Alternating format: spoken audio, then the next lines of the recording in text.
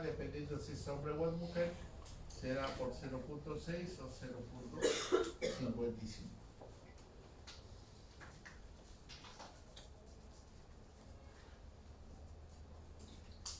¿Hasta ahí estamos? Entonces ya sabemos cómo está distribuido.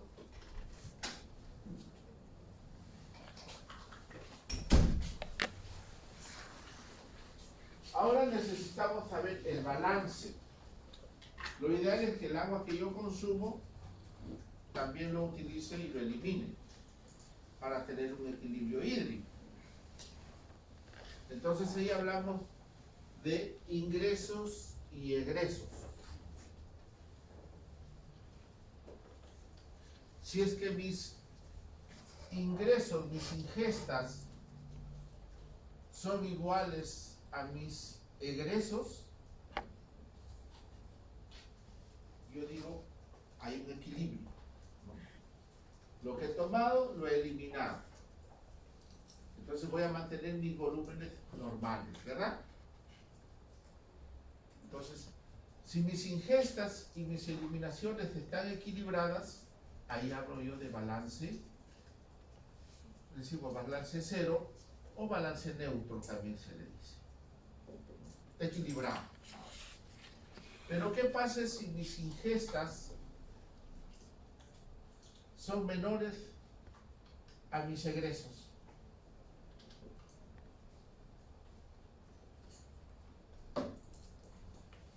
He consumido 3 litros de agua y he perdido 4 litros. Estoy en déficit. Estoy deshidratado, ¿no es cierto? O de repente he tomado mi agua normal, pero he estado con una diarrea, pues, con vómitos. Entonces, mis egresos han sido mayores a mis ingresos. Cuando resulta así, yo hablo de un balance. ¿Será un balance negativo o un balance positivo? Hablo de balance negativo. Mis ingresos son menores a mis egresos. Tengo balance negativo. Y a la inversa.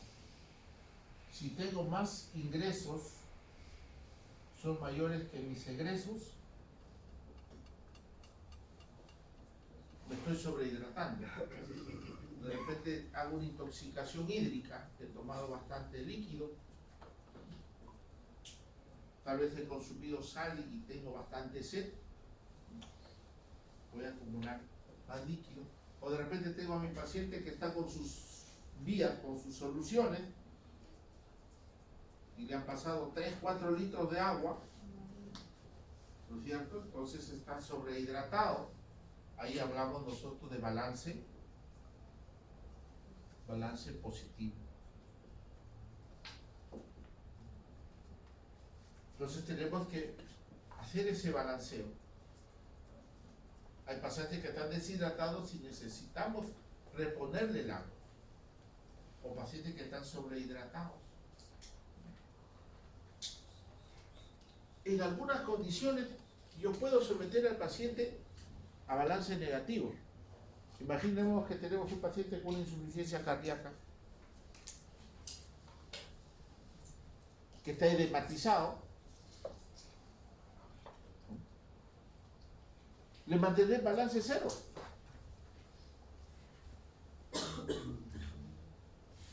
Si lo mantengo balance cero, el paciente va a seguir edematizado. Entonces, yo programo que este paciente esté en balance negativo. Una de las formas es restringiendo el agua, que lo voy a administrar, y la otra es estimulando la pérdida. Le pongo diurético. Ya está llevando en farmacología, doctora, 3 diuréticos que se utilizan. Todos están llevando fármacos, ¿no es cierto? Entonces, yo no puedo estimular la pérdida con diurético. Furosemida, para que le pregunten a su profesor. ¿dónde, en qué parte del asa de Henle actúa la furosemida? La hidroclorotiazida, la espironolactona, son diuréticos que actúan a nivel tisular. Estos actúan a nivel del asa de Henle y este actúa en el túbulo contorneado distal. Entonces se figura la pérdida. Lo voy a someter a balance negativo. Y cuando paso visita, yo tengo que fijarme la tabla de balance hídrico si lo están perdiendo o no. Porque le puedo poner diuréticos esto, pero le estamos poniendo más volúmenes, pues, y el resto del paciente no me baja. Ya la inversa. Si yo tengo un paciente que está deshidratado, yo voy a generar un balance positivo. Necesito recuperar esa agua que lo está perdiendo. Entonces, ahí sí ya le pongo más volúmenes. Y en mis cartillas, mi hoja gráfica de las historias, voy a ir viendo cuánto ha orinado, cuánto de volumen le ha pasado, cuánto de ingesta de comida le han dado. Entonces, hago los balances. Entonces, voy a tener ingresos y egresos de agua. Este es también una cosa teórica que no se cumple, ¿no es cierto? ¿Tomarán al día ustedes 2 litros 100? La doctora toma 3 litros. Otros vienen a la universidad de todo el día, no toman ni agua, ¿no es cierto? Pero se establece de que tiene que haber pues un equilibrio. Pero sí hay algunas cosas que más o menos se deben tener en cuenta. ¿Cuánto es la cantidad de volumen de orina en 24 horas, doctora Vigo?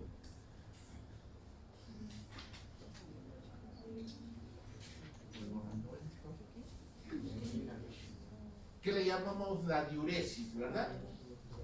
¿Cuánto es la diuresis en 24 horas? 4.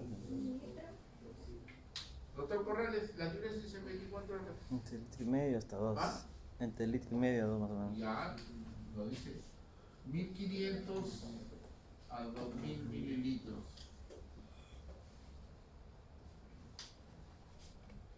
Pero todos no somos iguales. Entonces, ¿cuánto es por kilo de peso? Cuando hacemos balance, necesitamos hacer cálculos lo más cercanos a la condición fisiológica del paciente. Yo necesito saber la diuresis si ese paciente está teniendo una buena perfusión tisular, si sus flujos sanguíneos están llegando a los tejidos. Y una de las formas de medir es a través de la diuresis. Entonces, normalmente es entre 0.5 a 1 mililitro por kilo de peso por hora. Esto debemos saber.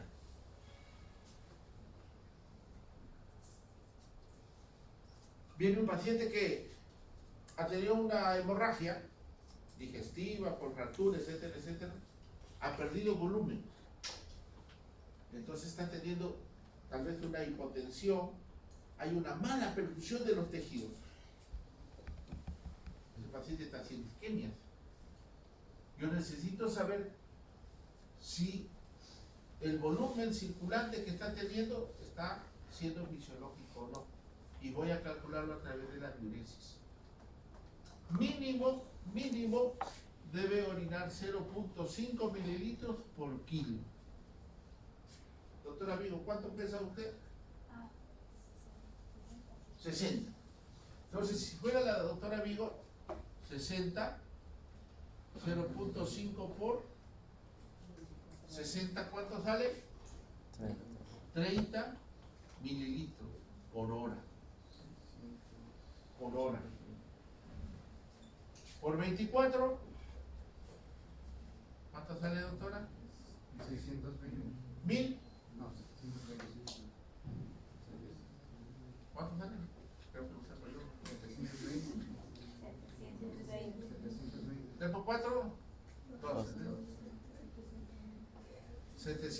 120 mililitros mínimo, mínimo, mínimo. Ahora, si ustedes quieren el promedio, sería 60 mililitros por hora, por 24, ¿cuánto sale? 1440, 1500 mililitros. En 24 horas, 1500 es el promedio, y lo mínimo que yo podría esperar en ella es 720. Entonces, cuando yo voy a hacer un balance hídrico, si el paciente está estable, voy a esperar 24 horas, ¿no? Al día siguiente hago todos los cálculos con mis internos, con los residentes. A ver, calcula así, digo con el calculador que no sabe cómo sacarlo, ¿no? Pero bueno. Pero si yo tengo un paciente que está chocado, un paciente que ha hecho un shock anafiláctico, un paciente que ha tenido una hemorragia, etcétera, etcétera, está hipotenso, está hipovolémico, yo no voy a esperar 24 horas, ¿no? Por eso que lo calculamos por hora. Entonces tengo el paciente, digo, ¿sabes qué? Balance dentro de 3 horas o 2 horas hay que hacerle balance. ¿Cuánto de orina está eliminando? Así que están muy deshidratados, ¿no? Le ponemos las soluciones, los cloruros para hidratarlo, y yo tengo que ver respuesta. Si hay buena perfusión tisular, el riñón va a estar funcionando, entonces va a estar filtrando menos orina. Entonces, debo esperar 0.5 por el peso del paciente. Si es que no está resultando así, yo tengo que preocuparme. Este paciente no me está, o sigue perdiendo sangre, o mis volúmenes que le estoy dando para reponer son bajos todavía. Tengo que corregir la volemia. Entonces, por eso que la diuresis es un punto crucial, ¿no? Saberlo calcular por kilo y por hora. En las deposiciones, normalmente perdemos entre 100 a 200 mililitros, dependiendo de la consistencia.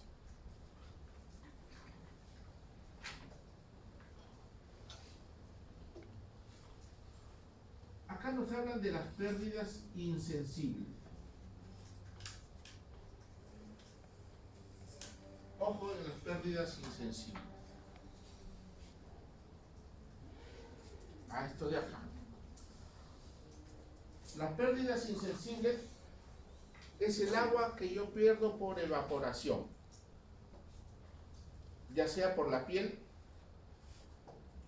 que no es sudor, es la pérdida o la termogénesis que tengo, ¿no? Evaporo. Más lo que boto cuando yo respiro. A esos dos pérdidas le llamamos pérdidas insensibles. Se van a dar, ¿no? Entonces, nos está poniendo acá un promedio, ¿no? Casi son los mismos, ¿no? Pero todos no tenemos la misma superficie de la piel. Va a depender de la contextura, ¿no es cierto? Entonces, ahí viene una cuestión que se le corrige. ¿Cuánto son las pérdidas insensibles en 24 horas? Porque no todos respiramos igual, no todos tenemos la superficie corporal la misma, ¿no? Entonces, también calculamos 0.5 por el peso por hora.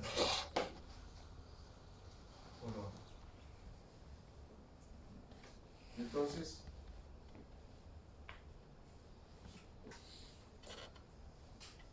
esa es otra fórmula que nosotros debemos tener. Las pérdidas insensibles, que corresponden a piel y a pulmones, se calcula de esta manera. En el caso que fuera la doctora Vigo, 0.5 por sus 60 kilos, y si lo voy a calcular por 24 horas, le pongo por 24. O sea, 60 por 12. ¿Cuánto es? 720 es su pérdida insensible. Ya. Si le preguntamos al doctor Corrales, ¿cuánto pesa doctor Corrales? 76. ¿Cuánto? 76. 7,6. Entonces multiplicamos 0.5 por 76 por 24, ya no es 720, ¿no es cierto? Bien sacar lo que nos han puesto. ¿Dónde está? 300, acá saca 700. Pero la doctora, su pérdida sensible es 720. ¿El doctor Corrales cuánto sería? 76 por 12. ¿Ya? ¿Quién está calculando? ¿Cuánto? 456. No puede ser. No. 400. No puede ser si el doctor amigo pesa, tiene pérdida de 720. 76 por 12. 912. Entonces, no son los 700 que nos sacan ahí, porque las superficies corporales son diferentes.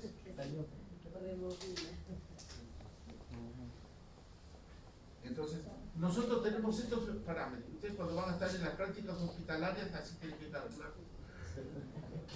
Porque van a estar calcular los balances hídricos, tenemos que hacer los pacientes. Como 5 preguntas va a venir dentro del examen, por si acaso. Que no sabe sumar ni que fueran logaritmos también, pues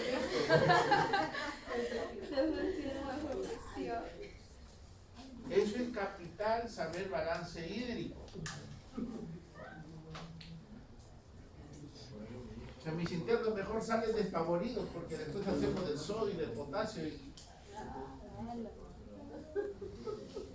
Mejor me dicen, váyase a la universidad, no me moleste. Entonces, los aportes, las ingestas tienen que ser igual a las pérdidas para mantener el equilibrio hídrico. Entonces, vamos a tener que sumar todos los ingresos que está recibiendo el paciente. Bien, entonces,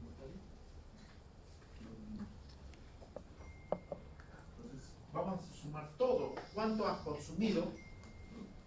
Entonces, cuando calculamos el balance le ponemos dieta blanda, dieta completa, dieta líquida, el tipo de dieta que le vamos a dar, y le ponemos volumen total, por decirte 800 mililitros. Y así cuánto le van a dar. ¿Cuánto de cloruro le van a pasar? Le pongo ahí también, ¿no? 20 gotas por minuto, que equivale a 2.800 mililitros, y voy sumando. Entonces sé al día siguiente cuánto de líquido le ha pasado. Ahora voy a preguntar, ¿cuánto has perdido? ¿No? Su diuresis, ¿cuánto ha aguantado por 24 horas? Sus deposiciones, ¿ha hecho o no? Y sobre eso le calculo la superficie corporal, ¿no? Y hago el balance. ¿Está equilibrado? ¿Hay balance positivo o hay balance negativo? Entonces, hacemos la sumatoria.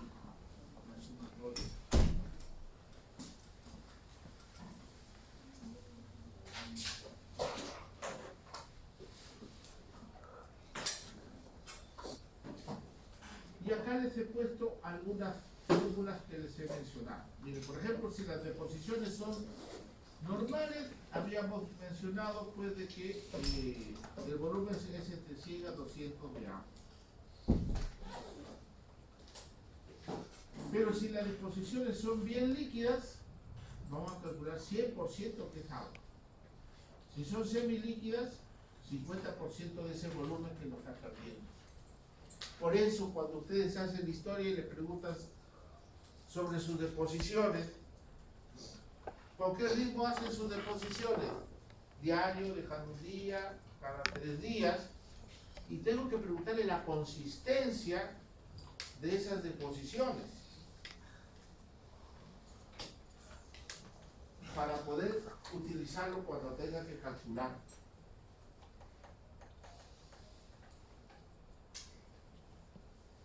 Sobre ese balance que les he dado, vamos a agregar estos egresos extraordinarios. Si el paciente suda, también vamos a tener que agregar esa agua que lo está perdiendo por el sudor. Imaginémonos que está con fiebre o está en un ambiente cálido y el paciente suda, vamos a tener que agregarle. Entonces, por ejemplo, si tiene sudoración profusa, vamos a agregarle 40 centímetros por hora de volumen. Es decir, si tiene más de 39 grados de temperatura, asumimos que está con una sudoración profusa, le voy a agregar 40 centímetros por hora al balance hídrico. ¿Y cuántas horas estuvo con fiebre?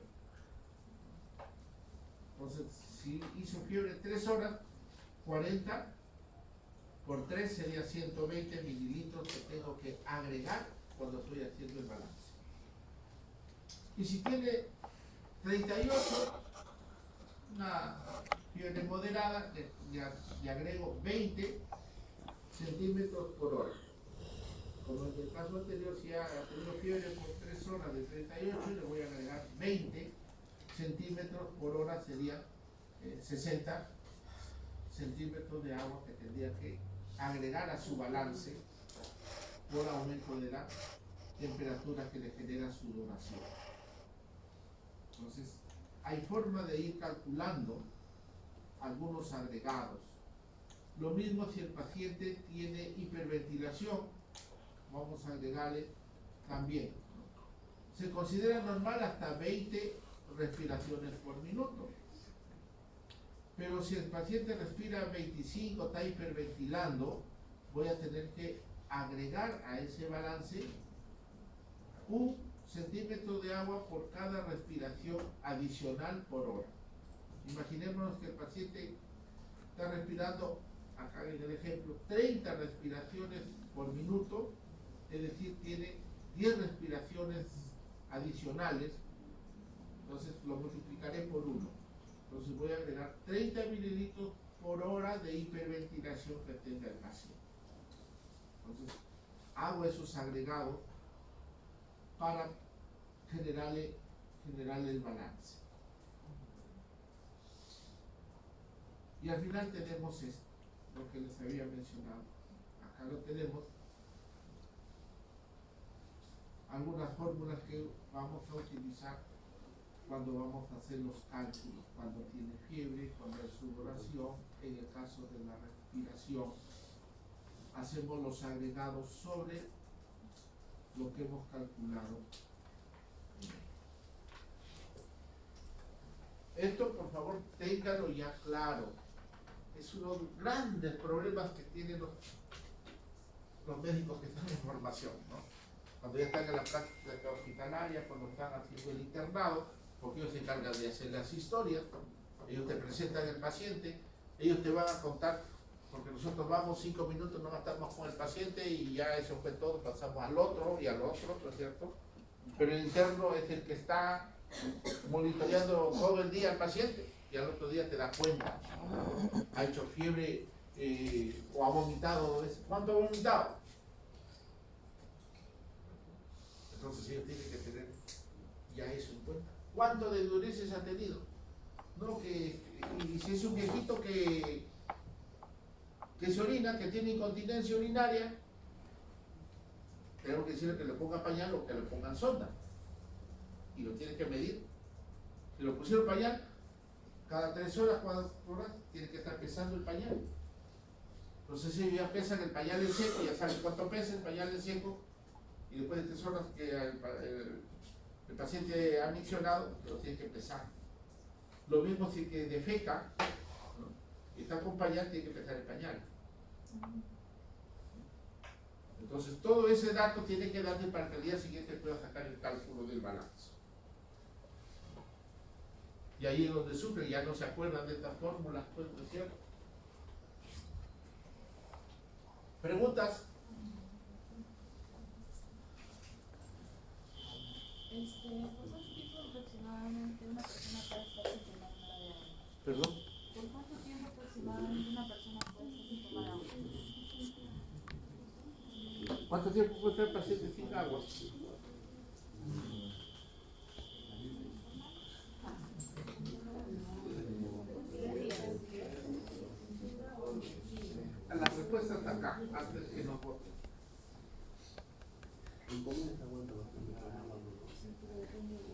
Ah, lo he visto. Espérate. Ajá. Si el paciente no se mueve, no hace nada, va a depender de la pérdida. ¿Por qué? Por el estímulo de la sed. ¿En qué momento yo tengo sed?